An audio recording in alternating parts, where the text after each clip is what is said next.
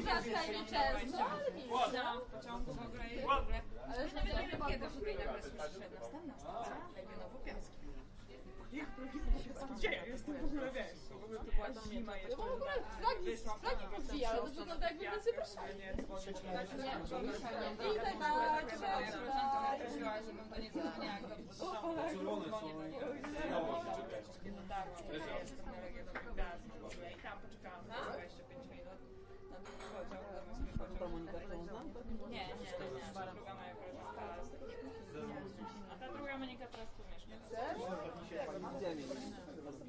Jak znajdziecie się pani młoda, to będą założyć na dzień, przypieprzą się, dobrze zdejmiemy i zostawimy czerwoną. Długi czas nie mogę znaleźć tego pracy.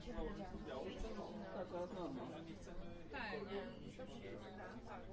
Moja koleżanka przeprowadza się na księdza i już sobie robotę znaleźć.